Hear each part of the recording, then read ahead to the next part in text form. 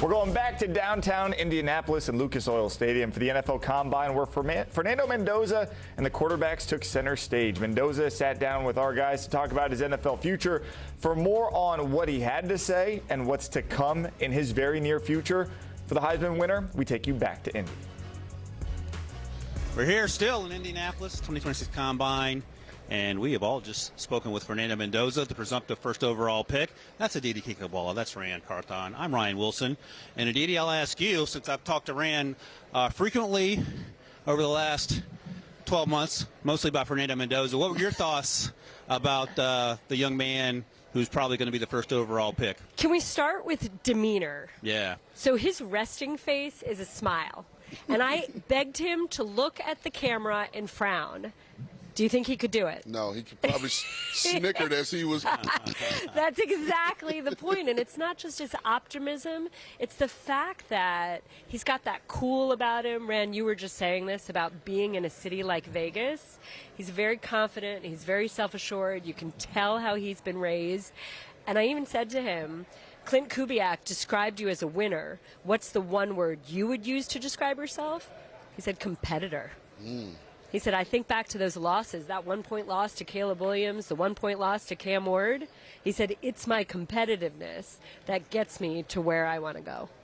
We talked to D'Angelo Pons, his teammate on the other side of the ball, Elijah Surratt, his wide receiver, and to a person they said he is, as the old scouting saying goes, he has a little stuff in his neck. Like he might come across as a happy, fun guy, but when the lights are bright, he ratchets it up, and we see that.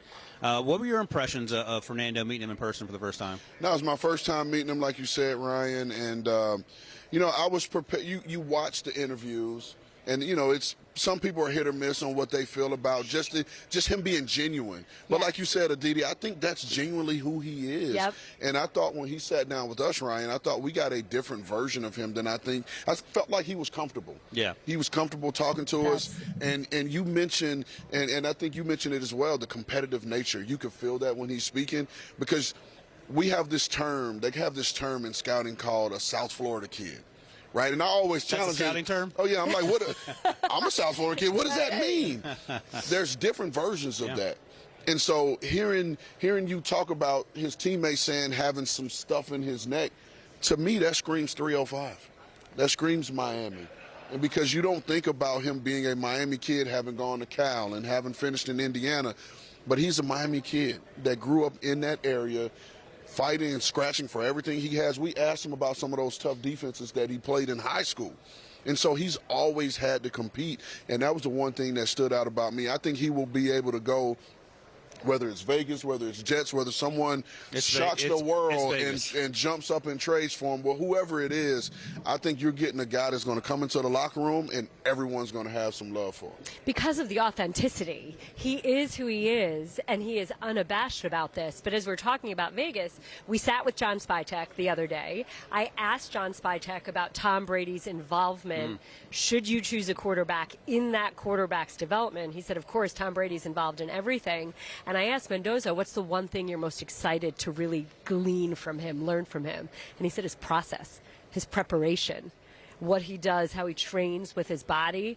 That, to me, was really interesting, too, that he understands it's not just about this one quick fix, that it is indeed a process. It is indeed the journey. It is indeed about every step, as you're saying. And he's a big dude.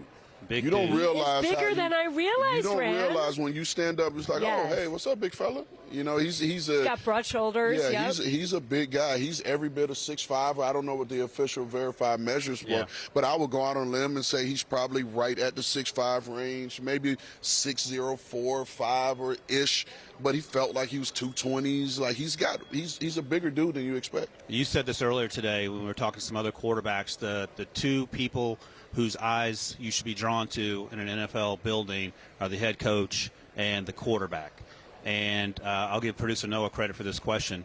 Is Fernando Mendoza a culture changer to an organization like Las Vegas that, even though Pete Carroll has a long and storied history of changing cultures, they're trying to rediscover who they are, and it feels like Fernando may be better suited than anyone in this draft class to do that. Is that an accurate assessment? No, yes, and I think he is, Aditi. I really do. I truly believe that he is a culture builder. I mean, you look at what they were able to do in just 1 year in Indiana. 1 year. 1 year in Indiana, and he played with a ton of transfers from JMU. Those guys had a bond. Right. And they came from JMU together. They knew that process. They come over to Indiana, they're bringing that process. And then you plug in a kid that's from Miami, went to Berkeley, now he's in Bloomington for the first time. And he stepped in, and all those guys wrapped their arms around him and saw him as a glue guy, a guy that they were able to build around. And the one thing about an NFL locker room, and I've seen a ton of videos of Warren Sapp talking about it and other NFL players. The one position you don't mess with on a football team is their quarterback. Right. And I think he is the type of kid that guys in the locker rooms, the vets, will have fun with because of the nature of his demeanor and his personality. However, no one else can mess with him.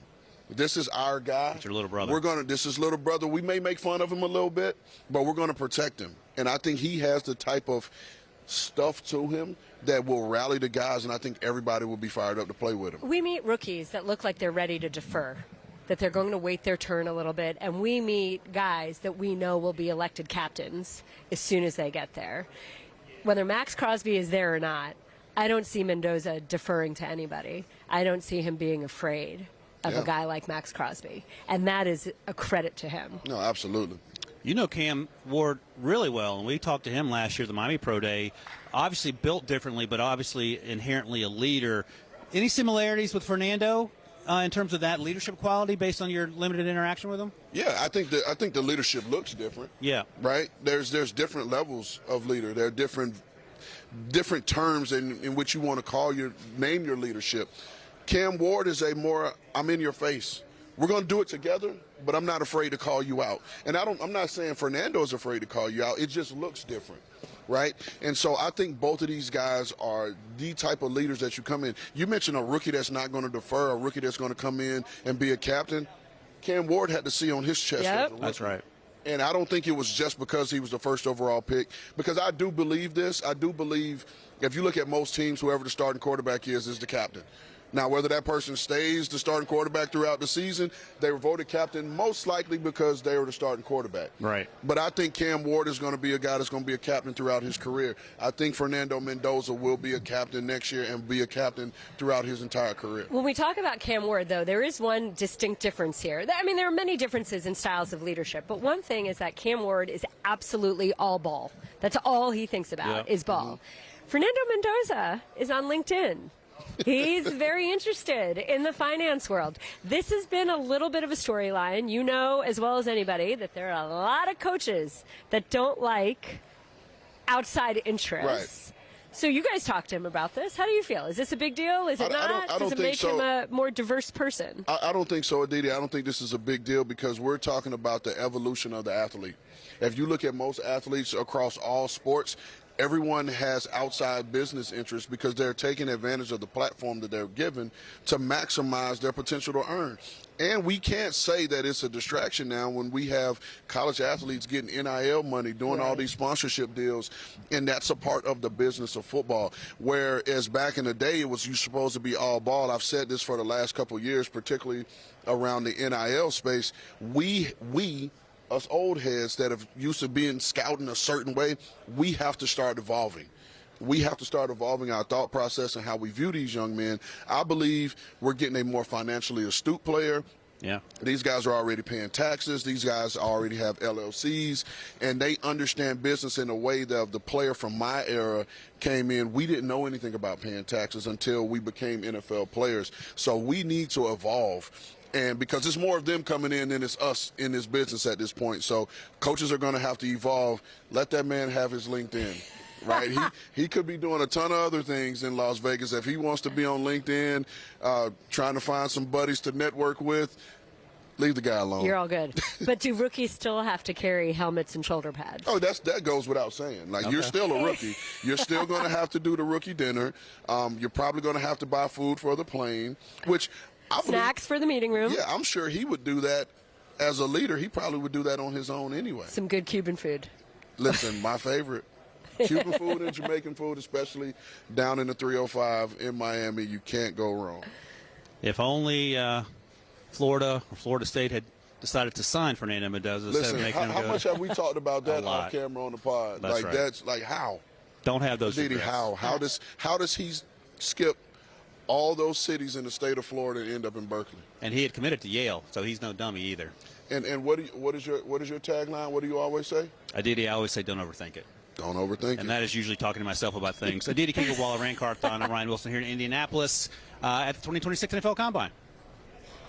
Yeah, tough to find a negative thing to say about Fernando Mendoza at this point in his career, that's for sure. Now, for all things draft related, check out With the First Pick podcast. They're going to have everything you need to know from the Combine, including their conversation with Fernando Mendoza. Watch or listen now using that QR code there on your screen.